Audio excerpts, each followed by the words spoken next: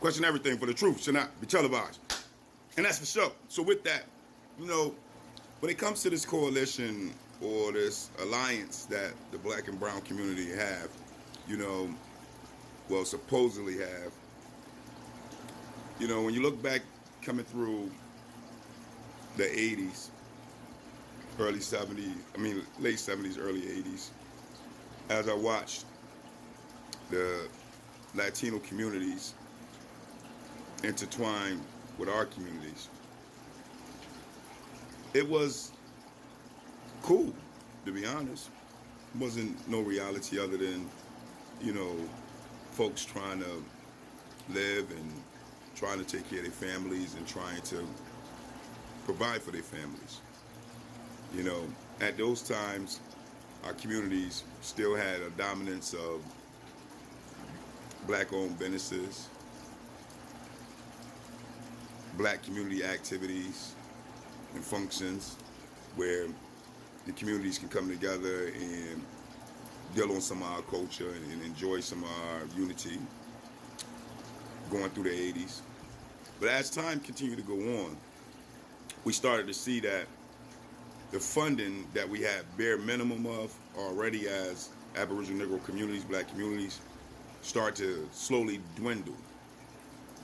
And as the crack cocaine era came around and was infused into our community by a documented set group of people from the establishment of this country, as that set into our community and brought destruction to our people and brought destruction to our businesses and brought destruction to our way of life, and was implemented in the form of being able to be utilized as a weapon against small business owners and so on, being set up in many other different ways, as well as a lot of our journeymen falling victim. You know, as those things took place, funding and resources slowly that was supposedly already at bare minimum in our community slowly started to disappear. Like even when I'm from, you know, from the parade days to you name it, funding just started to drop everywhere. Housing started to just plummet. You know, families started to just collapse based off of welfare and many other different things. But in all this chaos that was happening, being orchestrated and manipulated through the puppet masters behind the scene, we started to watch the Hispanic and Latino communities get more and more resources. And we used to always wonder, going through the 80s, coming into the 90s, where's the Latinos getting resources from?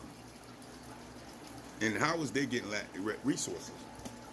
Which was great. We just didn't understand how, as they got more resources, we got even less resources. As they got more economic growth, we got even less economic growth. And we couldn't understand it. You know, and as time was going on, we was watching our black communities, that was our communities, start to be called minority communities. And we was like, whoa, why are they calling us minorities? We're not minorities. We ain't never been minorities. We always been who we are, representing who we are. What is happening? And as time go on, you're hearing this black and brown coalition being talked by the appointed representatives, but we didn't understand how they can keep talking black and brown, but supposed to represent us as a community. We voting you in to represent our communities, but you're always talking about this black and brown reality where the brown always had their own representatives representing them. And then we started to wonder, are we being tricked? Is this a Jedi mind trick where they got us thinking that this is a coalition, where it really is a trick bag where every time they say black and brown, it really is allocating for the brown, where our resources is not getting sent to us but diverted from us in our community. And as time went on, you started to see more and more small businesses like we used to have pop up all over where the Hispanic and Latinos are at, and less pop up where we at.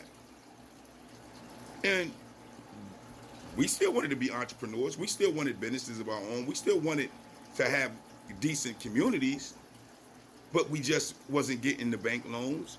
We wasn't getting grants. We wasn't getting money solely allocated towards us. We wasn't getting nothing.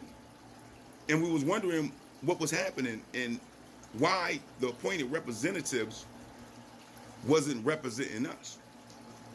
But we're appointing them to represent us by voting them into office to represent us. But instead, every time we turned around, appointed representatives that was from our nation that looked like us, as we thought, was representing everybody else but us. And in turn, our communities got more and more deprived of resources, more and more deprived of economic growth.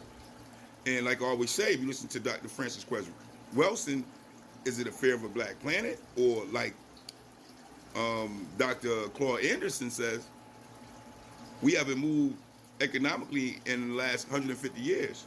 So between the two, what is really going on? You know, because at the end of the day, Dr. Francis Cress Welsing, she wrote the ISIS Papers, our late beautiful sister, and she always talked about a fear of a black planet and never allowing us to rise. Thus, for us to rise as a genetic power, we have the sole dominance to be able to over-melanate all nations through genetics. And Dr. Claude Anderson always talked about economics and how we economically been frozen for the last 150 years. So when you start to think about just those two elders themselves speaking on different angles of what was happening to us, you start saying, well, who's representing the black community solely? And is the black community totally gone? There's no more black community? Is it wiped out to now it's just minority, soon to be just Latino, Hispanic communities? How did that happen? Who set this up? Well, we got to go back to the Democratic Party, because those who was the ones who supposed to represent us. Mass incarceration happened on their watch. Crack infused into our communities happened on their watch. You go to the different communities throughout the big cities, they say that like artillery, those ratchets, those things was just dropped off of train tracks and trucks in boxes left in the community. So that way we can rat-a-tat-tat to each other. And it was systematically set up to do so, to breed this gangster culture, to bring more destruction to our people. So now we look around today in 2024, and the Latinos and every other immigrant to the country has dominated our communities. And what do you mean by dominate? They own all the businesses. We are now perpetual consumers to all other nations in our community, and we're not generating no economic growth amongst ourselves through buying goods and services from ourselves, because we've been totally abolished as business owners and leaders in our community. Now, how did that happen?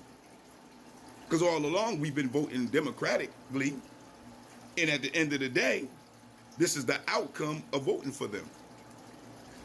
And here we are today in 2024 trying to figure out why money is being solely allocated for every other nation, the immigrants, Ukraine, LGBT, you name it. But when we ask for money to be allocated solely for our people, they say, oh, we don't know where we're going to get that money from. Oh, we can't solely just do anything for black people. That's what Kamala said and many other things they say. But this is the reality of our community. So is our community dead? Is it over with? There's no more black community? What is the outcome for our children? Well, I don't know. And I don't understand. But that is the question. You let me know. Peace, peace.